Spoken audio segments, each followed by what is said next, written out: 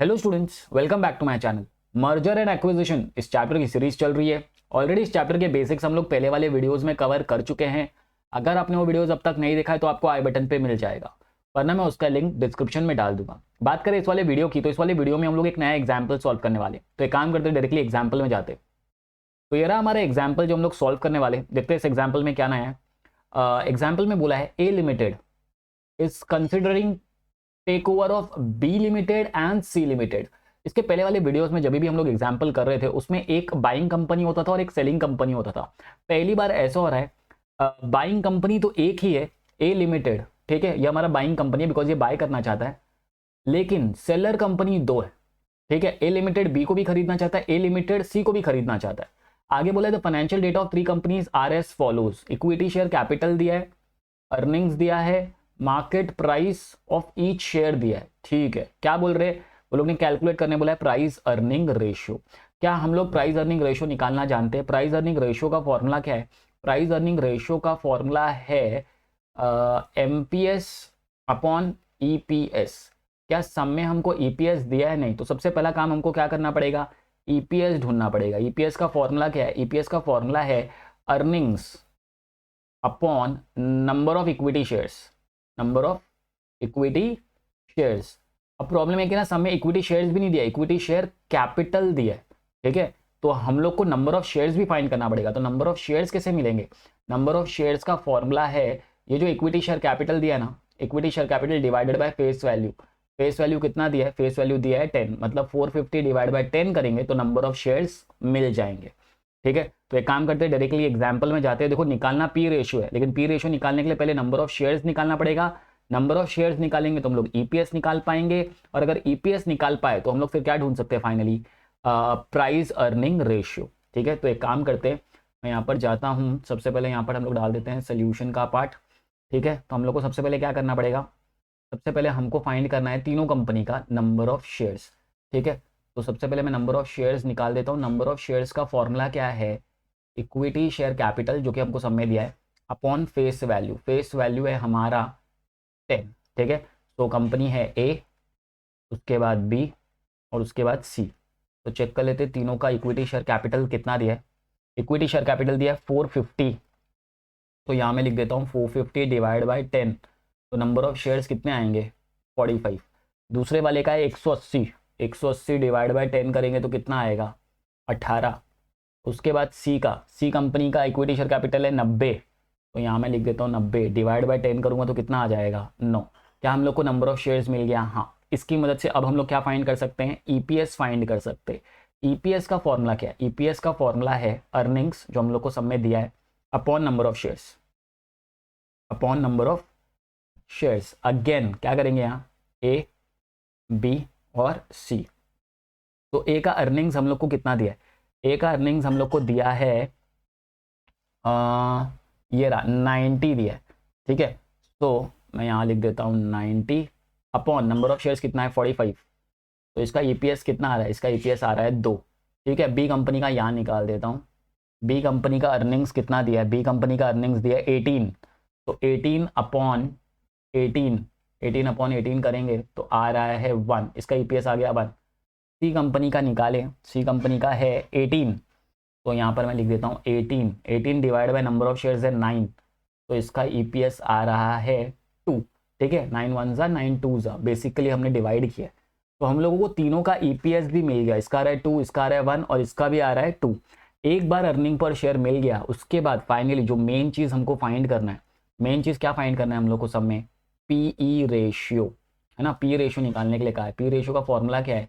P ratio का formula है MPS upon EPS, right. तो ए कंपनी का एमपीएस कितना दिया है? एमपीएस दिया है 60 रुपया। ठीक है, तो मैं जाता हूँ यहाँ लिख देता हूँ 60। ए कंपनी का हमारा अर्निंग पर शेयर है ये रहा 2, तो यहाँ मैं लिख देता हूँ 2। इसका मतलब पी रेशियो कितना आएगा? 30। बी कंपनी का निकाले, बी कंपनी का मार्केट प्राइस दिया है 37, तो मैं लिख देता हूँ 37 डिवाइड बाय 1, डिवाइड बाय 1 करेंगे तो इसका आ रहा है 37। सी कंपनी का करें, सी कंपनी का हमारा मार्केट प्राइस है 46, तो यहाँ मैं लिख देता हूँ 46 डिवाइड बाय 2, तो 46 डिवाइड बाई 2 करेंगे तो 46 डिवाइड बाई 2 करेंगे तो 23 आ रहा है। तो यहाँ मैं लिख देता हूँ 23। ठीक है, तीनों का हमने प्राइस अर्निंग रेशियो निकाल दिया, 30 टाइम्स, 37 टाइम्स एंड 23 टाइम्स। एक बार हम लोग को पी रेशियो मिल गया, अब हम लोग आगे जा सकते हैं और चेक कर सकते हैं कि ना आगे हम लोग को सम में क्या निकालने के लिए और कहा है। ठीक है, तो अभी हम लोग आगे बढ़े तो सम में हम लोग को एक्स्ट्रा क्या बोला है, अब ये नीचे वाले पार्ट में हमको क्या बोला है ये रीड कर लेते हैं। एक पार्ट तो हो गया कंप्लीट। ठीक है, अब नीचे लोगों ने क्या बोला है, अर्निंग पर शेयर ढूंढना है, फिर से किसका, ए लिमिटेड का, after the acquisition of B limited. ठीक है, मतलब पहले ए और बी को मर्ज करना है और फिर ए लिमिटेड का क्या ढूंढना है, अर्निंग पर शेयर। ठीक है, फिर आगे बोला एंड सी लिमिटेड, फिर ए एंड सी को फिर से मर्ज करना है और फिर से क्या निकालना है, अर्निंग पर शेयर सेपरेटली। फिर आगे बोला will you recommend the merger of either or both of the companies, justify your answer. Answer को जस्टिफाई करने के लिए हम लोग को कैलकुलेशन करना पड़ेगा। ठीक है, तो पहले हम लोग ए और बी इन दोनों के बीच का क्या निकालेंगे पता है, पहले एक्सचेंज रेशियो निकालना पड़ेगा। ठीक है, तो आपको याद होगा एक्सचेंज रेशियो हम लोग कैसे निकालते थे। एक्सचेंज रेशियो का फॉर्मूला था, यहाँ मैं निकाल देता हूँ एक्सचेंज रेशियो, यहाँ मैं डाल देता हूँ हमारा एक्सचेंज रेशियो का फॉर्मूला था, इसके अंदर हम लोग लेते थे एमपीएस। ठीक है, MPS of selling company upon MPS upon buying company. ठीक है, तो अभी हम लोग ए और बी को कंपेयर कर रहे हैं। ठीक है, तो ए का मार्केट प्राइस कितना दिया है, ए का मार्केट प्राइस हम लोग को दिया है 60 और इसका दिया है 37। तो एक्सचेंज रेशियो कैसे बनेगा, 37 आ जाएगा ऊपर, नीचे आ जाएगा 60। तो हमारा एक्सचेंज रेशियो कितना आएगा, कैलकुलेट कर लेते हैं। एक्सचेंज रेशियो आएगा 37 डिवाइडेड बाई 60, तो आ रहा है 0.6166। यहाँ मैं लिख देता हूँ 0.616। ठीक है, अच्छा इसको हम लोग क्या कर देंगे, मल्टीप्लाई कर देंगे। याद है हम लोग नंबर ऑफ शेयर्स, वो जो न्यू नंबर ऑफ शेयर्स हमको देना है वो हम लोग कैसे निकालते थे, इशू करना है वो कैसे निकालते थे, exchange ratio into number of shares of selling company, number of shares of selling company. Selling company फिलहाल बी लिमिटेड है, तो एक्सचेंज रेशियो लिखने के लिए मैं लिख देता हूँ, लेकिन मल्टीप्लाई मैं पूरे से कर दूंगा ताकि एग्जैक्ट आंसर आए। ठीक है, ओके। सो हमारा नंबर ऑफ शेयर्स कितना था चेक कर लेते हैं। नंबर ऑफ शेयर्स हमने ढूंढा था यहाँ पर ही, नंबर ऑफ शेयर्स था 18। ठीक है, तो मैं यहाँ लिख देता हूँ 18 और मल्टीप्लाई कर देते हैं और देखते कितना आंसर आता है, इंटू 18। तो आंसर आ रहा है 11.1। देखो मैंने सारे सब चीज़ पूरे से मल्टीप्लाई किया इसलिए एग्जैक्ट आंसर है 11.1। ये नंबर ऑफ शेयर्स हमको मिल गया। अब हम लोग क्या कर सकते हैं, पोस्ट मर्जर ईपीएस निकाल सकते हैं। ठीक है, सो पोस्ट मर्जर ईपीएस आएगा, पोस्ट मर्जर ईपीएस। ठीक है, ये किसका है, ए और बी अगर मर्ज हो गए तो। ठीक है, सो इसका आएगा ईपीएस, पहले तो दोनों कंपनी का ईपीएस, ए का कितना है बी का कितना है, हमारा अर्निंग्स था 90, ये दोनों प्लस हो जाएगा, अर्निंग्स 90 और 18। तो मैं यहाँ पर लिख देता हूँ 90 प्लस 18, दोनों कंपनी के अर्निंग्स प्लस कर दिए, divide by number of shares. देखो नंबर ऑफ शेयर्स है ना, इसमें 45 थे, तो यहाँ पर आ जाएगा 45 प्लस यहाँ पर आएगा 11.1। कौन सा वाला नंबर ऑफ शेयर्स लिया, ये वाला न्यू वाला जो हम लोग इशू करने वाले। तो इसका आंसर आएगा 90 प्लस 18, तो आएगा 108। तो मैं लिख देता हूँ 108, यहाँ पर डाल देता हूँ 108 डिवाइडेड बाय 45 प्लस 11.1, तो अरे 56.1। तो यहाँ मैं लिख देता हूँ 56.1। ठीक है, डिवाइड करके चेक कर लेते कितना आ रहा है, 108 डिवाइडेड बाय 56.1, तो आ रहा है 1.9। ठीक है, ईपीएस कम हो रहा है 1.9। अगर ए बी के साथ मर्ज करेगा, देखो ए का ईपीएस कितना था, ए का ईपीएस था 2। ठीक है, ए अगर बी में मर्ज करेगा ना तो ए कंपनी का जो ईपीएस है ना, मतलब पोस्ट मर्जर ईपीएस कम हो रहा है। तो अकेला बी जब बिजनेस कर रहा था तो उसका ईपीएस 2 था, मिलने के बाद उसका ईपीएस कम हो रहा है। अब हमको आगे बढ़ना है एंड हम लोग को चेक करना है ए और सी को। ठीक है, तो मैं यहाँ जाता हूँ, यहाँ पर कर देता हूँ, इसे मिटा देते हैं। यहाँ पर अभी हम लोग फिर से लिखेंगे, अब कौन किस में मर्ज हो रहा है, ए मर्ज हो रहा है सी में। ठीक है, फिर से क्या निकालना पड़ेगा, एक्सचेंज रेशियो। एक्सचेंज रेशियो का फॉर्मूला फिर से same, MPS of selling company ऊपर आ जाएगा, नीचे किसका नाम आएगा, MPS of buying company, MPS of buying company. ठीक है, तो सेलिंग कंपनी इस बार सी है, तो हमको सी का एमपीएस चाहिए।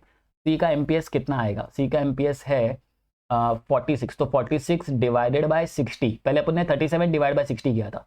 ठीक है, सो 46 डिवाइड बाय 60, तो एक्सचेंज रेशियो देखते कितना आता है। ER एक्सचेंज रेशियो हमारा आएगा 46 डिवाइड बाय 60, तो आ रहा है 0.76। तो यहाँ मैं लिखने के लिए लिख देता हूँ 0.76।